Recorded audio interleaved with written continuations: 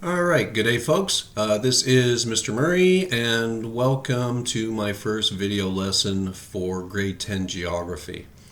Today I just want to begin with a little review of what geography is, what it means, what type of topics that entails, and finally a brief look at one of the more often and more useful tools in the study of geography, maps. So let's begin with a quick definition. Geography comes from two Greek words, geo, which means the earth, and graphos, which means drawing. So effectively, geography refers to a picture of the earth. According to the dictionary, geography is the study of not only the various physical features of the earth, but the distribution of human beings across the planet and the impact of human beings on the land they live and the environment around them. The study of geography can be divided into two smaller subcategories: physical geography and human geography. Broadly, physical geography involves the Earth's physical features, the Earth's different environment types, how water moves over the surface of the Earth, how land is formed and changes over time, and finally, climate patterns and their effect on the land. More specifically, these topics involve things such as the location of mountains, lakes, oceans, rivers, and other physical features, for example, forests or deserts. It involves the water cycle, so how water moves across the planet, evaporating, becoming water vapor, returning to the earth as precipitation, be it rain or snow or hail, how that precipitation breaks down the land, moves it over large distances, deposits it in other locations, that sort of thing.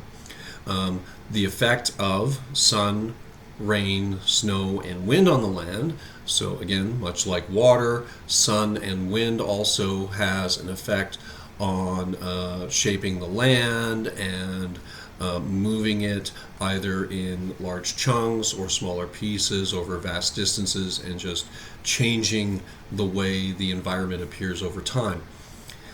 Finally, it involves differences between the different biomes of the planet or different environment types of the planet.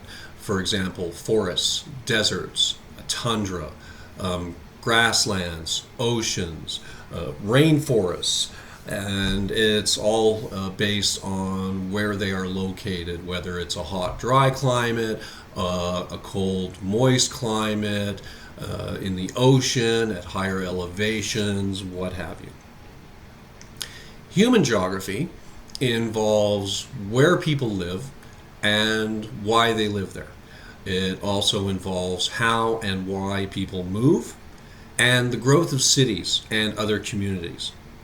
Finally, human geography looks at how human beings interact with the environments where they live, whether it's positively or negatively. And again, more specifically, this includes things such as national and local borders and divisions. Right? So you have your land masses, but the idea of separate countries like Canada versus Greece versus the United States, or smaller regions such as provinces or states or territories. These imaginary divisions, these imaginary borders. This is not a part of physical geography. These are things that humans decide and place upon representations of the earth. So it's a part of human geography. Where people live, whether it's cities, whether it's farms, whether it's a specific environment, and their movement. So why somebody might move from one place to another. The spread of human disease, because this can have an effect not only on human populations, but environments and just the general ecosystem within a certain area. The collection of natural resources, so mining or hunting, as well as food production. And finally, pollution. Now, maps. As I said, maps are a very valuable tool in the study of geography. They're used for many different reasons, and we will use them frequently throughout the time that you're in this course. They are a way to recreate portions of the Earth's surface in a way that identifies not only its physical features, but the details of human settlements and human divisions. So we're going to now take a quick look at just some of the different types of maps that we may look at through the course of this study. One of the more common types is the general reference map. So this shows borders, city locations, roads, or other physical features like the names and locations of lakes and rivers, where airports are, things of that nature. Right? So when you're looking at a map of Canada and, or in this case Australia, and you're examining, okay, where are the different states, where are the different cities, where are the different towns, what is this river called, what is that river called, we use general reference maps for that kind of information. Street maps, very similar to a general reference map, but it focuses more closely on locations within human communities. So these are your city maps, your road maps, where you would look at, for example, on the screen, my hometown, Winnipeg, Manitoba. This is Main Street near Broadway, two large intersecting throughways in the city, and some of the various streets and locations around them, whether it's people's homes, whether it's government offices, restaurants, banks, stores, what have you. Topographic maps. These are maps that identify the contours of the land and elevations of that land relative to sea level. This is very valuable for people who are surveying land in order to maybe put up hydro lines or establish a mine or build a bridge or something of that nature.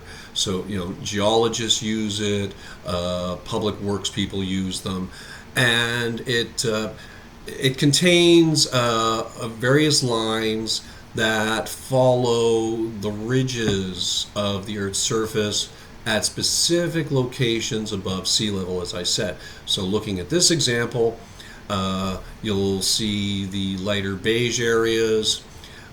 So if you take a quick look at the top left section here, you'll see a line that says 550. That could possibly refer to 550 meters. If it's a US based map, it might mean 550 yards or 550 feet. But then as you follow the lines, in this case towards the upper left, you'll see the numbers get bigger.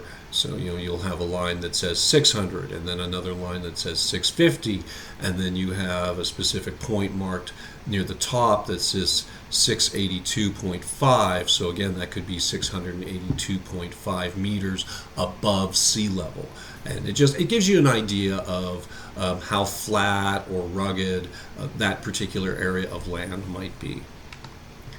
Next, we have a satellite map. And this shows a portion of the Earth exactly as it appears from space. So looking down from space, this is what the area around Cranberry Portage looks like.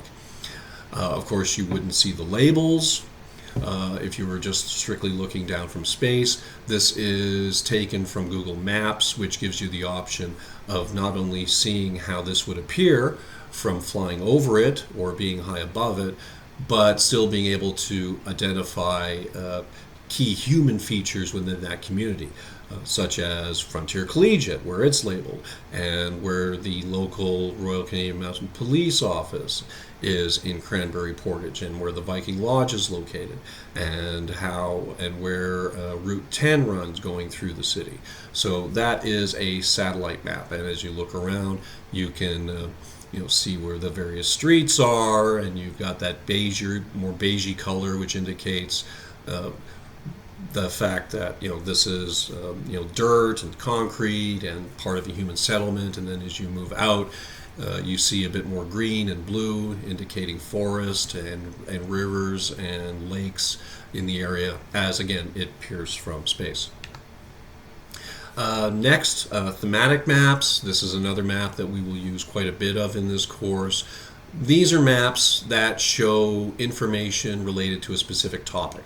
And it could mean all kinds of things, whether it's the density of people living in a certain area, or where natural resources are located, or in this case, the example here is an older map that shows how many COVID-19 cases have appeared in Canada up to a certain point.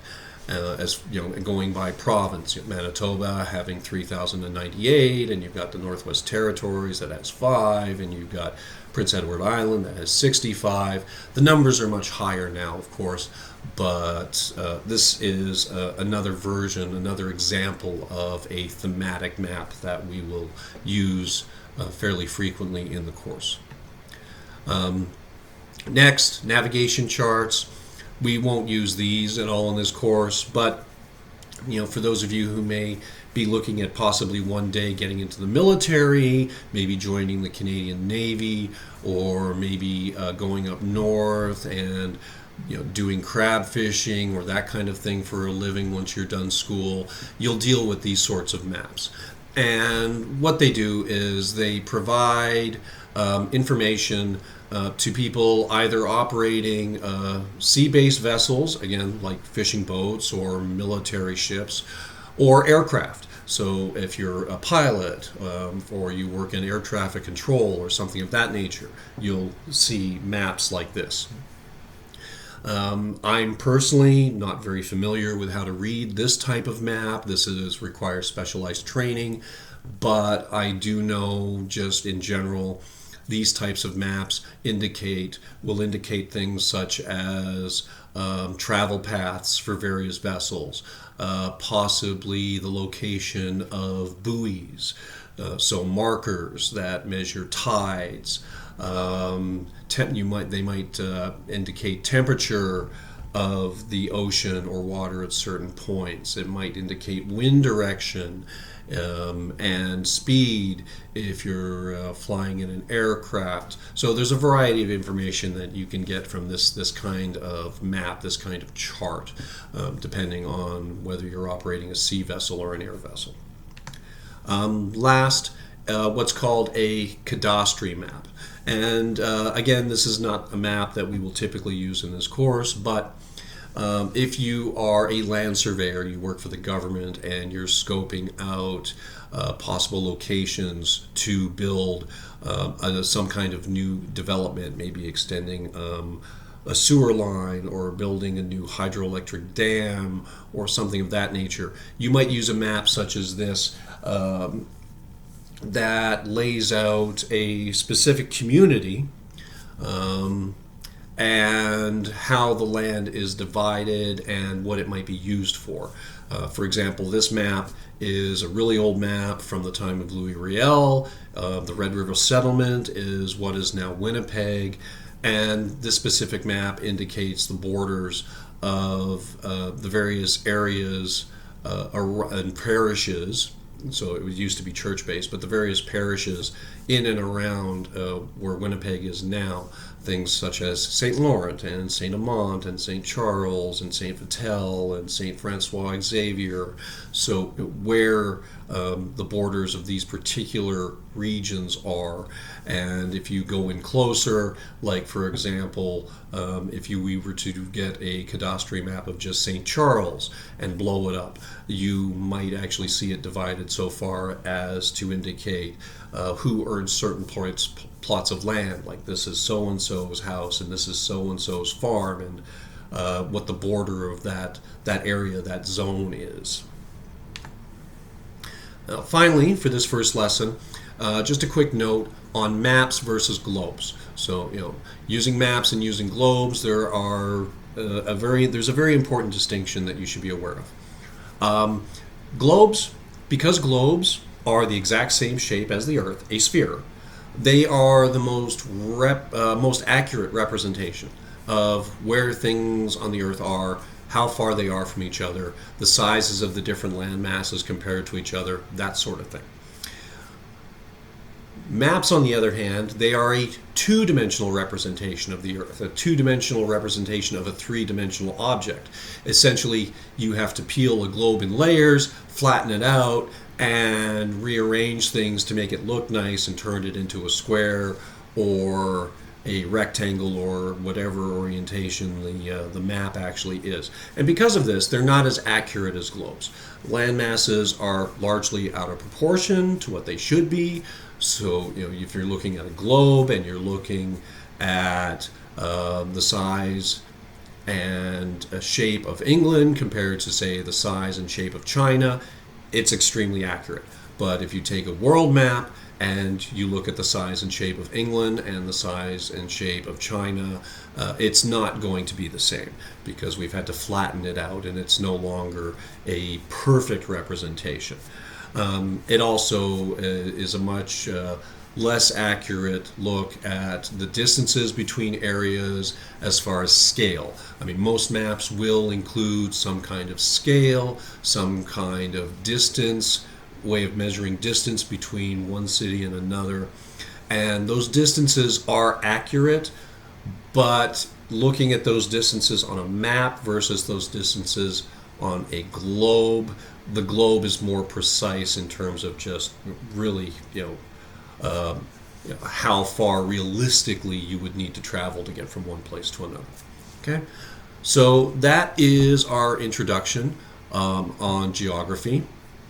From here, we're going to start looking at map skills. So there won't be another video that we will need to refer to for a little bit because a lot of that work is going to be done in class with practice sheets. But again, feel free to come back anytime, re-listen to this if you need a refresher, need to reinforce your understanding for any future assignment or quiz or anything that we encounter during the course of our class. Thank you.